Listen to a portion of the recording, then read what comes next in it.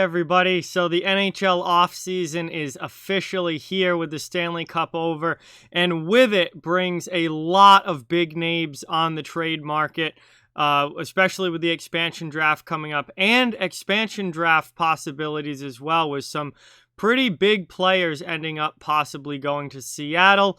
And one of those names that has been talked about both with regards to Seattle and in the trade market is Jakub Voracek from the Philadelphia Flyers.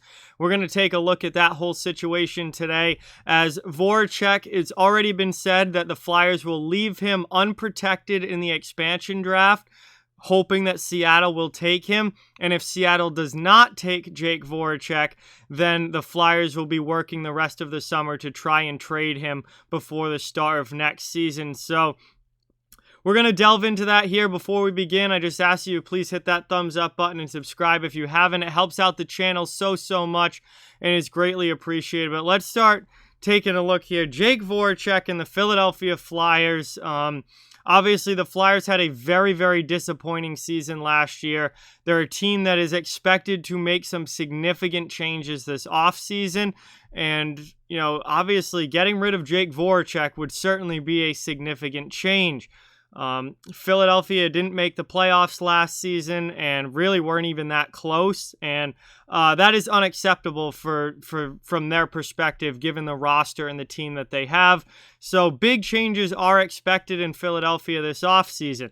Now, Jakub Voracek is 31 years old. He still has 3 years remaining on his contract at $8.25 million per season, which is a massive cap hit for Jakub Voracek, but he is still a pretty good point producer and a very good playmaker, and still has a lot of good years left in him as well. So he was an alternate captain on the team. He spent a majority of his career with the Flyers, and this is a significant move, whether he goes to Seattle or somewhere else via trade. This is a significant move. So let's take a look here at Voracek. As I said, he's a right winger, 31 years old, and he has 3 years remaining on his deal at $8.25 million per season, which is a very big cap hit. But if we scroll down here and look at his stats, he's played most of his career after starting out in Columbus with Philadelphia. He's been a real big part of this team over the past decade or so, and has put up some really good numbers. He's not a huge goal scorer, but he is a huge assist man. He is a playmaker from the wing. He puts up a lot of assists, and as you can see, he's played 968 games in his NHL career. He, assuming he's healthy, will hit 1,000 next season. He has 522 assists. Just this past year in Philadelphia, which was not a great year for Voracek and not a great year for the Flyers as a whole, he still had 9 goals and 34 assists in 53 games for 43 points. And still decent point production for a top 6 guy. Is it worth $8.25 million? Absolutely not. But is he still a very good player? Yes. Voracek is a good, productive player. And the Flyers, if they do have to trade him, should get some, at least a decent return for him.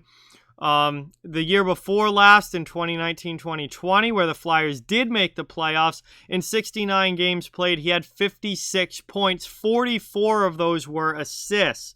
He had a massive season back in 2017-18. He played all 82 games. He had 20 goals, 65 assists for 85 points, which is a career high for Voracek.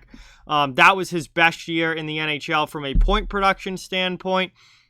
Again, not a huge goal scorer. The most goals he's ever scored in a season is 23. However, he is a big assist producer, though. He's very good at passing the puck. So Voracek does have value. His contract is not good, but he does have value.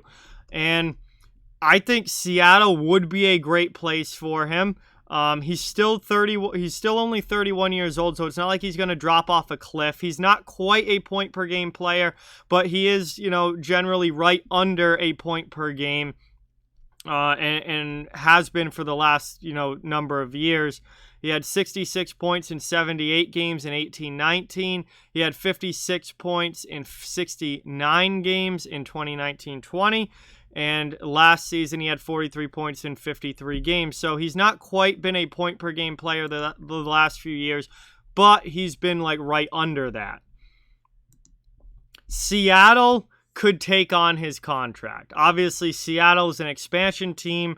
They're not going to be a team that's loaded with superstars and pressed to the cap like most of the other good teams around the league are, where, they have to worry about, getting under the salary cap. I don't think that's going to be a big issue for Seattle. So they could take on a contract like this. And I think that's one very real possibility for what's going to happen in this situation. The Flyers have come out and said that they will not be protecting Jake Voracek. So he will be available in the expansion draft for Seattle to take. And I think Philly wants Seattle to take Voracek. They want them to take Voracek. Philadelphia will then have that much more cap room to work with in free agency or trades this offseason. They'll make, that's a pretty significant change. We're expecting significant change from the Flyers given what happened last year. And I think they're ready to move on from Jake Voracek. As good as he's been, he hasn't exactly lived up to that much money that he's making. And he while still a very important and good player, isn't necessarily the game changer. I think they need to shake something up. They need to change something. This group for Philly, this core group, has been together for a while, and they haven't been able to do anything with it as far as a playoff run goes. So Philly wants to make a change. I think the best scenario for them would be for Seattle just to take Voracek and that contract off of their books, and he gets a fresh start with the Kraken, where he will absolutely be one of their top players. And, they get that cap space and more flexibility to work with this offseason. If Voracek is not taken by Seattle in the expansion draft, Philadelphia said that they will do everything they can to trade him this offseason. Because of his contract, that might get to be a little bit more complicated of a situation. Obviously, there are, not many teams can just take on $8.25 million without, some sort of salary being retained. I think in almost any trade situation, the team receiving Voracek will be asking Philadelphia to retain some of that $8.25 million salary, because he hasn't exactly lived up to being that much. You're probably going to have some teams asking for the Flyers to retain like 30% or something like that. Some teams maybe will ask them to retain maybe $1 million off of it or something like that. It depends on the situation. But I think that if you get into a trade scenario, retaining salary is going to be a must for Philadelphia, and you might see a bigger package involved as well. Not just maybe a player coming back for the Flyers, but also a draft pick, or maybe the Flyers, if they send Voracek and a pick to a team for taking Voracek, if they say they don't have to retain salary, they'll basically pay a draft pick to a team to take on that contract, and then maybe they'll get something minimal in return. I mean, it's going to be interesting to see how it would all pan out if a trade were to happen. I think the thing that Philly wants to have happen is that Seattle just takes him. And Voracek and the contract just go to Seattle, and Philly gets him off the books, and they have that much more flexibility this offseason. A trade would be more complicated.